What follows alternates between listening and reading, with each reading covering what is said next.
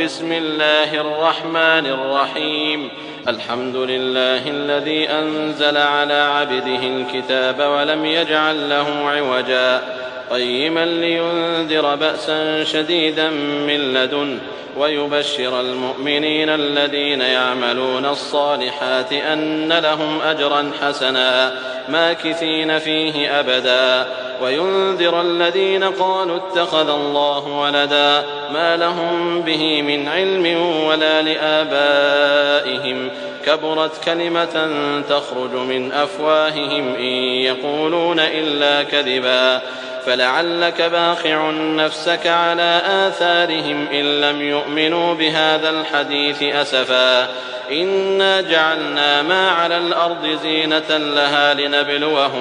لنبلوهم أيهم أحسن عملا وإنا لجاعلون ما عليها صعيدا جرزا أم حسبت أن أصحاب الكهف والرقيم كانوا من آياتنا عجبا إذ أوى الفتية إلى الكهف فقالوا ربنا آتنا من لدنك رحمة وهيئ لنا من أمرنا رشدا فضربنا على آذانهم في الكهف سنين عددا ثم بعثناهم لنعلم أي الحزبين أحصى لما لبثوا أمدا نحن نقص عليك نبأهم بالحق إنهم فتية آمنوا بربهم وزدناهم هدى وربطنا على قلوبهم إذ قاموا فقالوا ربنا رب السماوات والأرض لن ندعو من دونه إلها لقد قلنا إذا شططا هؤلاء قومنا اتخذوا من دونه آلهة لولا يأتون عليهم بسلطان بين فمن أظلم ممن افترى على الله كذبا وإذ اعتزلتموهم وما يعبدون إلا الله فأووا إلى الكهف ينشر لكم ربكم من رحمته ويهيئ لكم من أمركم مرفقا وترى الشمس إذا طلعت تزاور عن كهفهم ذات اليمين وإذا غربت تقرضهم ذات الشمال وهم في فجوة منه ذلك من آيات الله من يهد الله فهو المهتد ومن يضلل فلن تجد له وليا مرشدا وتحسبهم أيقاظا وهم رقود ونقلبهم ذات اليمين وذات الشمال وكلبهم باسط ذراعيه بالوصيد لو اطلعت عليهم لوليت منهم فرارا ولملئت منهم رعبا وكذلك بعثناهم ليتساءلوا بينهم قال قائل منهم كم لبثتم قالوا لبثنا يوما أو بعض يوم قالوا ربكم أعلم بما لبثتم فابعثوا أحدكم بورقكم هذه إلى المدينة فلينظر أيها أزكى طعاما فليأتكم برزق منه وليتلطف ولا يشعرن بكم أحدا إنهم إن يظهروا عليكم يرجموكم أو يعيدوكم في ملتهم ولن تفلحوا إذن أبدا وكذلك أعثرنا عليهم ليعلموا أن وعد الله حق وأن الساعة لا ريب فيها إذ يتنازعون بينهم أمرهم فقالوا بنوا عليهم بنيانا ربهم أعلم بهم قال الذين غلبوا على أمرهم لنتخذن عليهم مسجدا سيقولون 3 رابعهم كلبهم ويقولون 5 سادسهم كلبهم رجما بالغيب ويقولون 7 وثامنهم كلبهم قل ربي أعلم بعدتهم ما يعلمهم إلا قليل فلا تمار فيهم إلا مراء ظاهرا ولا تستفت فيهم منهم أحدا ولا تقولن لشيء إني فاعل ذلك غدا إلا أن يشاء الله واذكر ربك إذا نسيت وقل عسى أن يهديني ربي لأقرب من هذا رشدا ولبثوا في كهفهم 300 سنين وازدادوا 9 قل الله أعلم بما لبثوا له غيب السماوات والأرض أبصر به وأسمع ما لهم من دونه من ولي ولا يشرك في حكمه أحدا واتل ما أوحي إليك من كتاب ربك لا مبدل لكلماته ولن تجد من دونه ملتحدا واصبر نفسك مع الذين يدعون ربهم بالغداة والعشي يريدون وجهه ولا تعد عيناك عنهم تريد زينة الحياة الدنيا ولا تطع من أغفلنا قلبه عن ذكرنا واتبع هواه وكان أمره فرطا وقل الحق من ربكم فمن شاء فليؤمن ومن شاء فليكفر إنا أعتدنا للظالمين نارا أحاط بهم سرادقها وإن يستغيثوا يغاثوا بماء كالمهل يشوي الوجوه بئس الشراب وساءت مرتفقا إن الذين آمنوا وعملوا الصالحات إنا لا نضيع أجر من أحسن عملا أولئك لهم جنات عدن تجري من تحتهم الأنهار يحلون فيها من أساور من ذهب ويلبسون ثيابا خضرا من سندس واستبرق متكئين فيها على الأرائك نعم الثواب وحسنت مرتفقا واضرب لهم مثل الرجلين جعلنا لأحدهما جنتين من أعناب وحففناهما بنخل وجعلنا بينهما زرعا كلتا الجنتين آتت أكلها ولم تظلم منه شيئا وفجرنا خلالهما نهرا وكان له ثمر فقال لصاحبه وهو يحاوره أنا أكثر منك مالا وأعز نفرا ودخل جنته وهو ظالم لنفسه قال ما أظن أن تبيد هذه أبدا وما أظن الساعة قائمة ولئن رددت إلى ربي لأجدن خيرا منها منقلبا قال له صاحبه وهو يحاوره أكفرت بالذي خلقك من تراب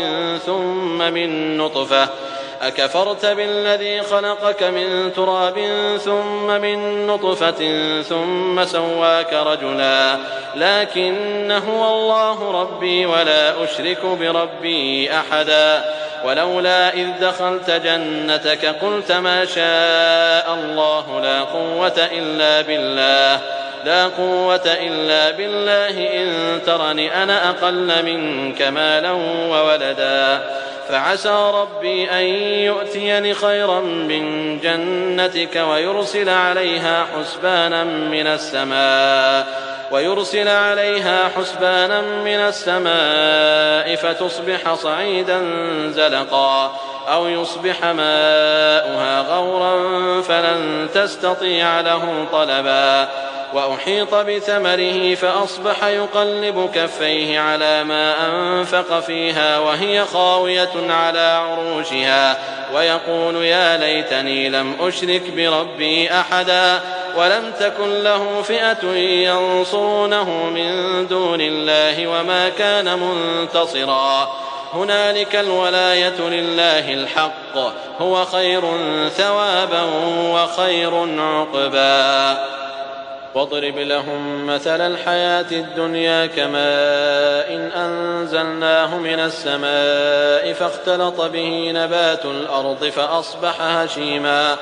فأصبح هشيما تذروه الرياح وكان الله على كل شيء مقتدرا المال والبنون زينة الحياة الدنيا والباقيات الصالحات خير عند ربك ثوابا وخير أملا ويوم نسير الجبال وترى الأرض بارزة وحشرناهم فلم نغادر منهم أحدا وعرضوا على ربك صفا لقد جئتمونا كما خلقناكم أول مرة بل زعمتم أن لن نجعل لكم موعدا ووضع الكتاب فترى المجرمين مشفقين مما فيه ويقولون يا ويلتنا ما لهذا الكتاب لا يغادر صغيرة ولا كبيرة إلا أحصاها ووجدوا ما عملوا حاضرا ولا يظلم ربك أحدا وإذ قلنا للملائكة اسجدوا لآدم فسجدوا إلا إبليس كان من الجن ففسق عن أمر ربه أفتتخذونه وذريته أولياء من دوني وهم لكم عدو بئس للظالمين بدلا ما أشهدتهم خلق السماوات والأرض ولا خلق أنفسهم وما كنت متخذ المضلين عضدا ويوم يقول نادوا شركائي الذين زعمتم فدعوهم فلم يستجيبوا لهم وجعلنا بينهم موبقا ورأى المجرمون النار فظنوا أنهم مواقعوها ولم يجدوا عنها مصرفا ولقد صرفنا في هذا القرآن للناس من كل مثل وكان الإنسان أكثر شيء جدلا وما منع الناس أن يؤمنوا إذ جاءهم الهدى ويستغفروا ربهم إلا أن تأتيهم سنة الأولين أو يأتيهم العذاب قبلا وما نرسل المرسلين إلا مبشرين ومنذرين ويجادل الذين كفروا بالباطل ليدحضوا به الحق واتخذوا آياتي وما أنذروا هزوا ومن أظلم ممن ذكر بآيات ربه فأعرض عنها ونسي ما قدمت يداه إنا جعلنا على قلوبهم أكنة أن يفقهوه وفي آذانهم وقرا وإن تدعهم إلى الهدى فلن يهتدوا إذن أبدا وربك الغفور ذو الرحمة لو يؤاخذهم بما كسبوا لعجل لهم العذاب بل لهم موعد لن يجدوا من دونه موئلا وتلك القرى أهلكناهم لما ظلموا وجعلنا لمهلكهم موعدا وإذ قال موسى لفتاه لا أبرح حتى أبلغ مجمع البحرين أو أمضي حقبا فلما بلغا مجمع بينهما نسيا حوتهما فاتخذ سبيله في البحر سربا فلما جاوزا قال لفتاه آتنا غداءنا لقد لقينا من سفرنا هذا نصبا قال أرأيت إذ أوينا إلى الصخرة فإني نسيت الحوت وما أنسانيه إلا الشيطان أن أذكره واتخذ سبيله في البحر عجبا قال ذلك ما كنا نبغ فارتدا على آثارهما قصصا فوجدا عبدا من عبادنا آتيناه رحمة من عندنا وعلمناه من لدنا علما قال له موسى هل أتبعك على أن تعلمني مما علمت رشدا قال إنك لن تستطيع معي صبرا وكيف تصبر على ما لم تحط به خبرا قال ستجدني إن شاء الله صابرا ولا أعصي لك أمرا قال فإن اتبعتني فلا تسألني عن شيء حتى حتى أحدث لك منه ذكرا. فانطلقا حتى إذا ركبا في السفينة خرقها قال أخرقتها لتغرق أهلها لقد جئت شيئا إمرا. قال ألم أقل إنك لن تستطيع معي صبرا. قال لا تؤاخذني بما نسيت ولا ترهقني من أمري عسرا. فانطلقا حتى إذا لقيا غلاما فقتله قال أقتلت نفسا زكية بغير نفس لقد جئت شيئا نكرا. بسم الله الرحمن الرحيم. الحمد لله الذي أنزل على عبده الكتاب ولم يجعل له عوجا قيما لينذر بأسا شديدا من لدنه ويبشر المؤمنين الذين يعملون الصالحات أن لهم أجرا حسنا ماكثين فيه أبدا وينذر الذين قالوا اتخذ الله ولدا ما لهم به من علم ولا لآبائهم كبرت كلمة تخرج من أفواههم إن يقولون إلا كذبا فلعلك باخع نفسك على آثارهم إن لم يؤمنوا بهذا الحديث أسفا إنا جعلنا ما على الأرض زينة لها لنبلوهم أيهم أحسن عملا وإنا لجاعلون ما عليها صعيدا جرزا أم حسبت أن أصحاب الكهف والرقيم كانوا من آياتنا عجبا إذ أوى الفتية إلى الكهف فقالوا ربنا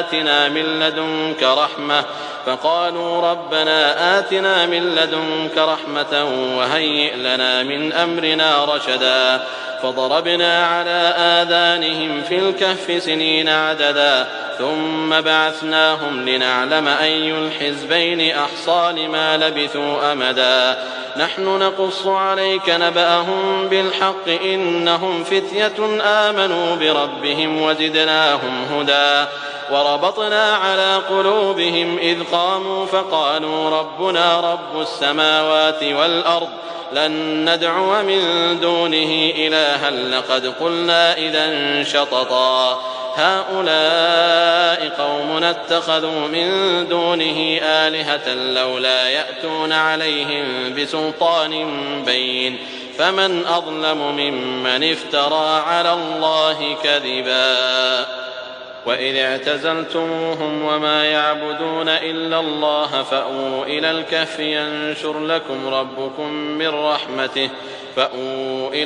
ينشر لكم ربكم من رحمته ويهيئ لكم من أمركم مرفقا وترى الشمس إذا طلعت تزاور عن كهفهم ذات اليمين وإذا غربت تقرضهم ذات الشمال وهم في فجوة منه ذلك من آيات الله من يهد الله فهو المهتد ومن يضلل فلن تجد له وليا مرشدا وتحسبهم أيقاظا وهم رقود ونقلبهم ذات اليمين وذات الشمال وكلبهم باسط ذراعيه بالوصيد لو اطلعت عليهم لوليت منهم فرارا ولملئت منهم رعبا وكذلك بعثناهم ليتساءلوا بينهم قال قائل منهم كم لبثتم قالوا لبثنا يوما أو بعض يوم قالوا ربكم أعلم بما لبثتم فابعثوا أحدكم بورقكم هذه إلى المدينة فلينظر أيها أزكى طعاما فليأتكم برزق منه وليتلطف ولا يشعرن بكم أحدا إنهم إن يظهروا عليكم يرجموكم أو يعيدوكم في ملتهم ولن تفلحوا إذن أبدا وكذلك أعثرنا عليهم ليعلموا أن وعد الله حق وأن الساعة لا ريب فيها وأن الساعة لا ريب فيها إذ يتنازعون بينهم أمرهم فقالوا ابنوا عليهم بنيانا ربهم أعلم بهم قال الذين غلبوا على أمرهم لنتخذن عليهم مسجدا سيقولون ثلاثة رابعهم كلبهم ويقولون خمسة سادسهم كلبهم رجما بالغيب ويقولون سبعة وثامنهم كلبهم قل ربي أعلم بعدتهم ما يعلمهم إلا قليل فلا تمار فيهم إلا مراء ظاهرا ولا تستفت فيهم منهم أحدا ولا تقولن لشيء إني فاعل ذلك غدا إلا أن يشاء الله واذكر ربك إذا نسيت وقل عسى أن يهديني ربي لأقرب من هذا رشدا ولبثوا في كهفهم 300 سنين وازدادوا 9 قل الله أعلم بما لبثوا له غيب السماوات والأرض أبصر به وأسمع ما لهم من دونه من ولي ولا يشرك في حكمه أحدا واتل ما أوحي إليك من كتاب ربك لا مبدل لكلماته ولن تجد من دونه ملتحدا واصبر نفسك مع الذين يدعون ربهم بالغداة والعشي يريدون وجهه ولا تعد عيناك عنهم تريد زينة الحياة الدنيا ولا تطع من أغفلنا قلبه عن ذكرنا واتبع هواه وكان أمره فرطا وقل الحق من ربكم فمن شاء فليؤمن ومن شاء فليكفر إنا أعتدنا للظالمين نارا أحاط بهم سرادقها وإن يستغيثوا يغاثوا بماء كالمهل يشوي الوجوه بئس الشراب وساءت مرتفقا إن الذين آمنوا وعملوا الصالحات إنا لا نضيع أجر من أحسن عملا أولئك لهم جنات عدن تجري من تحتهم الأنهار